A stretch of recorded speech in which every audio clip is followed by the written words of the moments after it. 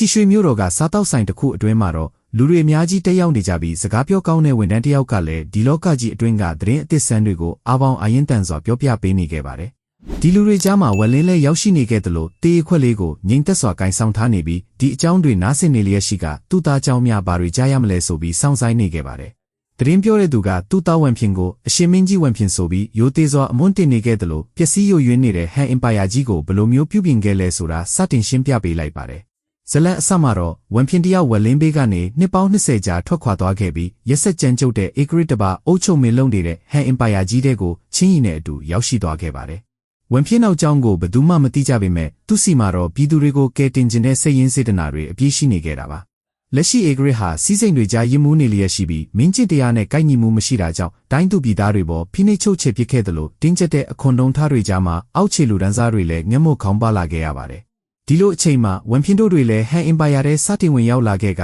ငတ်မွတ်လွန်လို့တေးလူမျောပါဖြစ်နေတဲ့ကလေးငယ်တယောက်ကိုအရင်ဆုံးကယ်တင်ပေးခဲ့ပြီးစားစရာတွေကျွေးမွေးပေးခဲ့ပါတယ်။ဒါအပြင်ရက်ပေါင်းများစွာအချိန်ယူခဲ့ပြီးဒုက္ခရောက်နေကြတဲ့တိုင်းသူပြည်သားတွေကိုတက်နိုင်သလောက်ကယ်တင်ပေးခဲ့တဲ့အပြင်စာဝတ်နေရေးဘက်မှာရေရှည်အဆင်ပြေစေဖို့စိုက်ပျိုးရေးလုပ်ငန်းတွေနဲ့စားနပ်ရိက္ခာထုတ်လုပ်မှုတွေကိုလည်းစနစ်တကျဆောင်ရွက်ပေးခဲ့ပါတယ်။ဖုန်းဆိုးမြေတွေကိုထုံရက်စိုက်ပျိုးခဲ့ပြီးကျိုးပြက်နေတဲ့ဆယ်မြောင်းတွေကိုဖာထေးပြုပြင်ခဲ့တဲ့အတွက်စိုက်ပျိုးထုတ်လုပ်မှုပိုင်းမှာအခြေအနေပြန်ကောင်းမွန်လာခဲ့သလိုတစ်တပင်ကောင်းမွန်တဲ့အခါကျင်းကတတောင်အနားယူနိုင်တာကြောင့်တစ္ဆာရှိတဲ့နောက်လိုက်တွေလည်းအများပြားခိုးလုံလာခဲ့ကြပါတယ်။ကြောသားရင်သာခွဲခြားခြင်းမရှိခဲ့ပဲပြည်သူတွေနဲ့ပူးပေါင်းဆောင်ရွက်ခဲ့ပြီးဝန်ဖြင့်ရဲ့ထူးချွန်တဲ့ဥဆောင်မှုတွေနဲ့စေတနာအရင်ခံမှုတွေကြောင့်တခြားနေရာကဒုက္ခသည်တွေလည်းလာရောက်ပူးပေါင်းခဲ့ကြပါတယ်။ဒီလိုနဲ့ဒုက္ခသည်အဖွဲ့အစည်းကြီးဟာတဖြည်းဖြည်းကြီးမားလာခဲ့ရပြီးတီထောင်ထားတဲ့အတိုက်အဝန်းကြီးဟာလည်းအချိန်တစ်ခုကြာပြီးသွားတဲ့နောက်မှာအလွန်ကိုအင်အားကြီးမားလာခဲ့ပါတော့တယ်။ဒီအချိန်မှာတော့ဟန်အင်ပါယာကိုတရားဝင်အုပ်ချုပ်နေတဲ့ဧကရစ်မင်းကြီးကအမျက်တော်ရှက်လာခဲ့ရတဲ့အပြင်နေ့စဉ်ရက်ခြားအင်အားကြီးမားလာတဲ့ဝန်ဖြင့်ရဲ့ဩဇာအာဏာတွေဟာ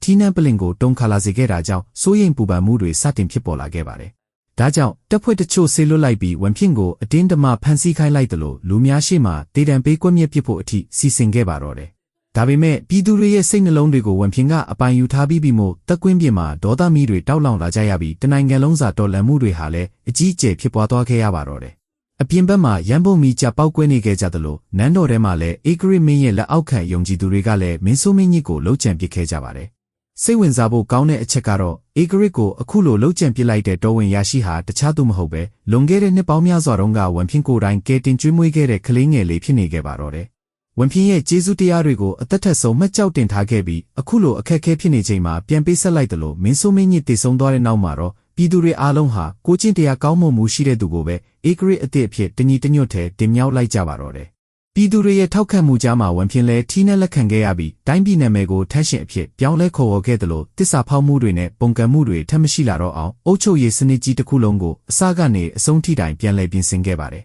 ။မင်းကောင်းတစ်ပါးထွက်ပေါ်လာချိန်မှာတော့ထက်ရှင်အင်ပါယာကြီးလည်းဗပောင်းစုံမှာအလွန်တိုးတက်လာခဲ့ပြီးတက်ကျိုးတိုင်းပြည်နဲ့ချမ်းရွံတိုင်းပြည်ဆိုတဲ့အိမ်နီးချင်းအင်ပါယာကြီးတွေနဲ့မဟာမိတ်ဖွဲ့နိုင်ခဲ့တာကြောင့်အခုချိန်မှာရန်ရွင်ကြိုကြီးရဲ့တေမျိုးလောကအုပ်ချုပ်မှုတွေကြားမှာအစွမ်းထက်ဆုံးဖြစ်လာနိုင်ခဲ့ပါတော့တယ်။ဒီသတင်းတွေကိုစားတောက်ဆိုင်တဲ့ဝက်လင်းကြားလိုက်ရတဲ့အခါသူ့သားလေးကနှစ်ပေါင်း20အတွင်းမှာတေမျိုးလောကရဲ့ထိပ်သီးအရှင်ဖြစ်လာခဲ့ပြီဆိုပြီးဝမ်းမြောက်စွာရေရွမိလိုက်ပါတယ်။ဒါပေမဲ့ဝက်လင်းဆိုတာရာစုနှစ်ပေါင်းများစွာနေထိုင်ရှင်သန်လာခဲ့ပြီးအတွေ့အကြုံရင့်ကျက်သူကြီးဖြစ်လို့ယာရုအာဏာကြီးမားလာတဲ့အခါဘေးအန္တရာယ်ကြီးတွေလည်းကပ်ပါလာနိုင်တယ်ဆိုတာကြိုတင်ခန့်မှန်းထားမိပါတယ်။တကယ်တမ်းမှာလည်းထန်းရှင်အင်ပါယာရဲ့အင်အားကြီးမားလာမှုဟာအိမ်နီးချင်းတိုင်းပြည်တွေကိုမနာလိုမှုတွေနဲ့စိုးရိမ်စိတ်တွေဖြစ်လာစေနိုင်တာကြောင့်မဟာမိတ်ဆိုတဲ့ဆက်ဆံရေးတွေဟာလည်းအမောင်ဘက်ချမ်းကနေစတင်ပျက်စီးလာခဲ့ပါတယ်။တိုင်းပြည်နှစ်ခုဟာလူသိရှင်ကြားမတိုက်ခိုက်ရတာကြောင့်ဂိုင်းကြီးတစ်ခုကလှုပ်ကြံသူတွေဆေလွတ်လိုက်ကြပြီးထန်းရှင်ဧကရစ်ကိုအဖိုးအခါတချို့နဲ့ရှင်းလင်းခိုင်းလိုက်ပါပြီ။တညမှာတော့ဝန်ဖြင့်နဲ့ချင်းရီတို့အိပ်ပျော်နေကြတဲ့အချိန်နန်းတော်အနာကိုလူတချို့ချင်းကပ်လာခဲ့သလိုကျင့်ကြံသူဖြစ်တဲ့ချင်းရီကလည်းအပြင်ဘက်မှာအန်ဒီရီရောက်ရှိလာတာကိုသတိပြုမိလိုက်တာကြောင့်ဝန်ဖြင့်ကိုကာကွယ်ပေးထားခဲ့ပါတယ်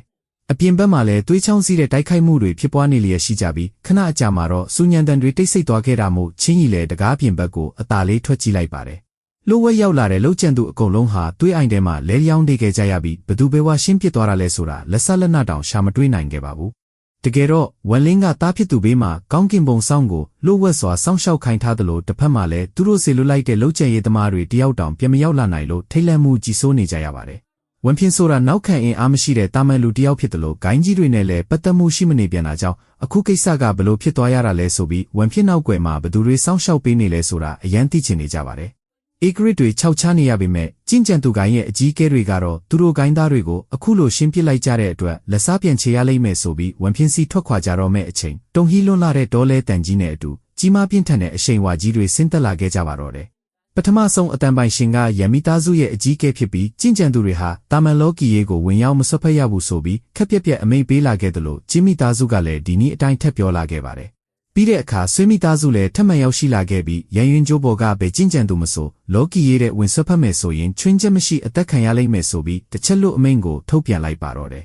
ဒီစီးမြင့်တွေကိုရန်ရင်ကျိုးကြီးပေါ်ကအင်အားစုကြီး3ခုလုံးကထုတ်ပြန်လိုက်တာဖြစ်လို့မန်ထောင်နေတဲ့ဂိုင်းကျင့်ကြံသူတွေလည်းဝန်ဖြစ်နောက်ွယ်မှာဘလို့အင်အားကြီးတဲ့ကြောထောက်နောက်ခံမျိုးရှိနေရတာလဲဆိုပြီးတုံလှုပ်ခြောက်ချသွားခဲ့ရပါတော့တယ်ဒီလိုနဲ့အချိန်3လကုန်ဆုံးသွားခဲ့တဲ့အခါတက်ကျိုးတိုင်းပြည်နဲ့ချမ်းရွင်တိုင်းပြည်တို့ကိုဟန်အင်ပါယာဘက်ကတုံ့ပြန်လက်စားချေခဲ့ပြီး3ပြည်တောင်စစ်ပွဲကြီးတစ်ခုစတင်ဖြစ်ပွားခဲ့ကြသလိုဟန်စစ်တပ်ဟာလက်ယုံရည်နဲ့ပြည်စုံလွန်းတာကြောင့်နေမီတွေချဲ့ထွင်လာနိုင်ခဲ့ကြကစစ်မြေပြင်ထဲမှာလည်းအသာစီးရယူနိုင်ခဲ့ကြပါတယ်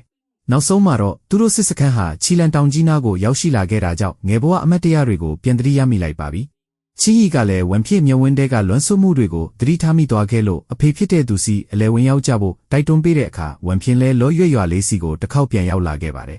ဒီရွာလေးရဲ့အငွေ့သက်တွေကိုတိတ်ဆိတ်စွာခံစားနေခဲ့ရင်ငယ်စဉ်တုန်းကမှတ်ညံတချို့စီပြန်တွေးမိလိုက်တာကြောင့်တခါတလေပြုံးမိသွားတတ်ပါတယ်အဲ့ဒီနောက်မှာတော့အဖိုးစွင်းထိုက်စီသွားရောက်အယိုသေးပြုလိုက်ပြီးအဖေဖြစ်သူကိုလည်းတတိယလွမ်းဆွနေမိကြောင်းချင်းဤစီမှာရင်ဖွင့်ပြောပြတဲ့အခါအဖေစီသွားတွေးဖို့အစင်သင့်ဖြစ်ရင်သူမကလည်းအဖော်ပြုလိုက်လာပေးမယ်လို့နှစ်သိမ့်ပေးလိုက်ပါတော့တယ်ဒီလိုနဲ့ဝန်ဖြင့်ဥဆောင်လာတဲ့တက်မဟာကြီးဟာချီရှင်းမြို့တဲ့ဝင်ရောက်လာခဲ့ပြီးဝန်အိမ်တော်နားကိုရောက်လာခဲ့ပေမဲ့အဖေဖြစ်သူစီကိုတော့ဝင်မနှုတ်ဆက်ဖြစ်ခဲ့ပါဘူး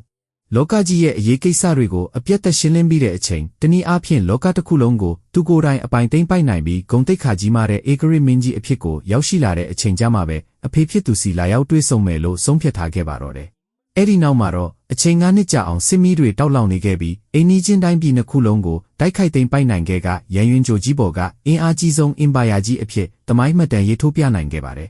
ဝန်ဖြင့်ကိုယ်တိုင်လည်းလောကကြီးတစ်ခုလုံးကိုအုပ်စိုးပြမယ်ဆိုတဲ့ဘဝရည်မှန်းချက်ကြီးတစ်ခုအောင်မြင်သွားခဲ့တာကြောင့်ပခုံးပေါ်ကလေးလံမှုတွေလည်းရောကျသွားခဲ့ပါပြီဝန်လင်းကတော့အိမ်တော်ထဲမှာနေ့စဉ်နေ့တိုင်းအရက်တွေတောက်သုံးနေခဲ့ပြီးအချိန်တွေကိုအထီးကျန်စွာကုန်လွန်စေခဲ့တာကြောင့်မိတ်ဆွေတချို့ကလည်းကျမ်းမာရေးထိခိုက်လာနိုင်တာမို့ရှော့တောက်ပါဆိုပြီးစိုးရိမ်စွာဖြောင်းဖျနေကြပါတယ်ဒီလိုနဲ့ဝန်လင်းဟာတားဖြစ်သူကိုအဝေးကနေစောင့်ကြည့်နေခဲ့ပြီးအသက်50နာကိုရောက်ရှိလာတဲ့ဝန်ဖြင့်ကလည်းလောကကြီးရဲ့အမြင့်ဆုံးအာဏာကိုရရှိနိုင်ခဲ့ပေမဲ့လည်းအထီးကျန်ဆန်မှုတွေနဲ့ရှင်တန်ခြင်းဆိုတဲ့အမှန်တရားဆိုတာတွေကိုစတင်ခံစားလာခဲ့ရပါတော့တယ်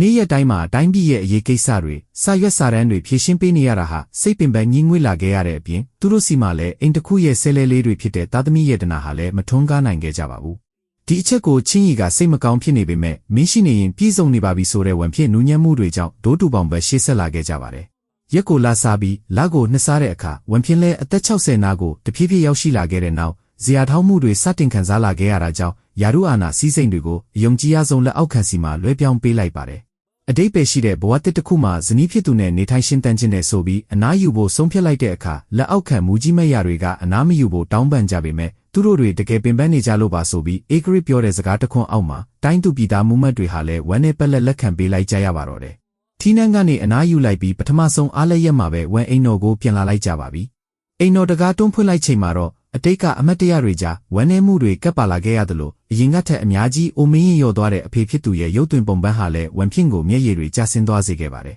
။တားဖြစ်သူဒီနေ့ရောက်လာမှာကိုကြိုးတိနေတဲ့ဝက်လင်းကလည်းဟင်းလျာတချို့ကြိုးပြင်းစင်ထားပေးခဲ့ပြီးဝမ်ဖြင့်လဲဝမ်းနည်းလွန်ဆွမှုကိုမအောင်ထားနိုင်တော့ပဲငယ်စဉ်တုန်းကဝမ်ဖြင့်လေးလို့နှွေးထွေးတဲ့အဖေရင်ခွင်ထဲမှာပြေးဝင်ကိုလုံးမိလိုက်ပါတယ်။ဝက်လင်းလဲလောရွရွလေးမှာသူ့စီကိုပြေးလာဖက်တက်တဲ့ကလေးငယ်လေးကိုပြန်မက်ရလိုက်တဲ့နောက်တာဖားနှစ်ယောက်ရဲ့လွမ်းဆွဖွယ်စုံစည်းမှုကြီးဟာညှင်းနှက်လာတဲ့အထိစကားတွေဖောင်ဖွဲနေကြကြရင်ကုံဆုံးလိုက်ကြပါတော့တယ်။ညစ်ဦးပိုင်းစီရောက်ရှိလာတဲ့အခါဝက်လင်းကတားဖြစ်သူရဲ့ရင်ထဲမှာကြီးမားတဲ့မေကွန်းတစ်ခုရှိနေတဲ့အချက်ကိုရိပ်မိလိုက်တာကြောင့်ဘာတွေးနေတယ်လဲလမ်းဖွင့်ပေးလိုက်တဲ့အတွက်ဝမ်ဖြင်ကလည်းသူ့ဟာတကယ်တော့ဘသူလဲဆိုပြီးစစ်မြစ်အမှန်ကိုမေးမြန်းလာခဲ့ပါတယ်။တနေ့ကျရင်ဒီလိုနေ့မျိုးရောက်လာမယ်ဆိုတာကြိုးသိထားတဲ့ဝက်လင်းကလည်းဘာတစ်ခုမှထိန်ချန်ထားခြင်းမရှိပဲပုံပြင်လေးတစ်ပုတ်အဖြစ်နဲ့ရည်ညွှန်းပြောဆိုလိုက်ပါပြီ။ကျူးချွဲ့ကြိုပေါ်ကလူငယ်လေးတစ်ယောက်ဟာမင်းမှုထမ်းတာဖြစ်ချင်ခဲ့ပေမဲ့ကန်တရားရဲ့အလဲ့ပြောင်းတွေကြားမှာကျင့်ကြံကိုင်းတစ်ခုစီဝင်ရောက်နိုင်ခဲ့ပြီးတွေးချောင်းစည်းတဲ့လမ်းစဉ်တိုက်ပွဲတွေနဲ့ကြုံတွေ့ခဲ့ရတဲ့ဆင်းရဲဒုက္ခတွေကိုအသေးစိတ်ရှင်းပြပေးနေခဲ့ပါတယ်။အဲ့ဒီနောက်မှာတော့လျိုမင်းနဲ့စတင်တွေးဆုံခဲ့ပြီးရန်သူဖြစ်လာပုံတွေဝမ်ဖြင်းရဲ့ဖြစ်တည်မှုဟာလည်းနာကြီးမှုတွေပြည့်နှက်နေလျက်ရှိတဲ့တွေးဝိညာဉ်တစ်ခုဆိုတာတွေ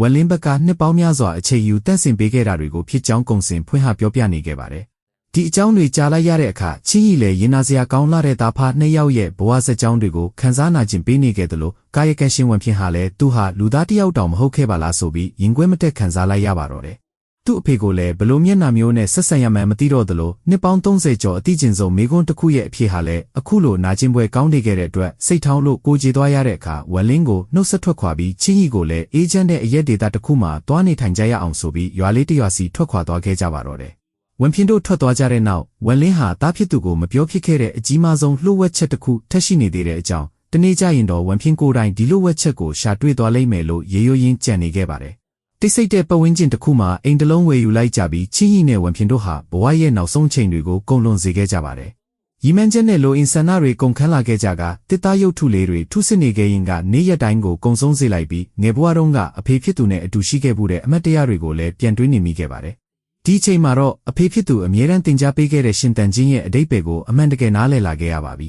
။လောကကြီးကိုစိုးမိုးဖို့စ조사နေတာထက်မိသားစုနဲ့အေဂျင့်စွာနေထိုင်ရခြင်းကသာအဖိုးတန်ဆုံးဆုလက်တစ်ခုဖြစ်တယ်လို့အချိန်တွေကိုသာနောက်ပြန်လှည့်နိုင်မယ်ဆိုရင်တက်တန်းတစ်လျှောက်လုံးကိုအဖေဖြစ်သူနဲ့သာအတူတူကုံဆုံးခြင်းမိတယ်ဆိုပြီးနောင်နာတွေကြီးစိုးနေခဲ့ရပါတယ်။ကုံဆုံးတော့မဲ့တက်တန်းတွေကိုလက်ချိုးရည်တွက်နေပြီးသူတည်သွားတဲ့အခါချင်းရီကိုလည်းလွတ်လပ်မှုပြန်ရရှိလာမှာပါလို့ပြောလိုက်ပါတယ်။ဒါပေမဲ့သူ့ကိုတော့ဘယ်တော့မှမမေ့ဖြစ်ပါနဲ့ဆိုပြီးတောင်းဆိုတဲ့အခါကျင့်ကြံသူဖြစ်တဲ့ချင်းရီကလည်းဝင်ဖြင်းတဲ့အတူဖြတ်တန်းခဲ့ရတဲ့နေ့ရက်တိုင်းဟာဝိဇ္ဇာနဲ့ဖြစ်လာရတာထက်အများကြီးအဖိုးထိုက်တန်ပါတယ်လို့ပြန်ပြောလာခဲ့ပါတယ်။ဇနီးတဲ့ရဲ့တစ္ဆာဆောင်တိမှုဟာဝင်ဖြင်းစိတ်ကိုကြည်နူးသွားစေခဲ့ပြီးသူတည်သွားတဲ့အခါကျရင်ထုလုပ်ထားတဲ့တစ်သားရုပ်လေးတွေကိုသူနဲ့အတူမီးတင်းကြိုပေးပါဆိုကနောက်ဆုံးဆန္ဒကိုတောင်းဆိုသွားခဲ့ပါတယ်။အမတ်တရတိုင်းကိုထွင်းထုပုံဖော်နိုင်ခဲ့ပေမဲ့အဖေဖြစ်သူနဲ့သူ့ရုပ်ပုံလေးဟာတော့ထုလုပ်တိုင်းမှာကွဲကြည်ပျက်စီးနေခဲ့ရပြီးဒီလိုဖြစ်ရခြင်းကလည်းစိတ်တည်ငြိမ်မှုမရှိတော့ဘူးဆိုတာကိုသူကိုယ်တိုင်နားလည်ထားခဲ့ပါတယ်။ဒီလိုနဲ့ရရင်ကြိုကြီးဟာပုံမှန်တိုင်းတိတ်ဆိတ်နေခဲ့သလိုတေမျိုးတွေကလည်းတန်တရားဆိုတဲ့မြည်ရည်ပြင်ကြီးထဲမှာဖြတ်တန်းကူးခတ်နေခဲ့ကြပါတယ်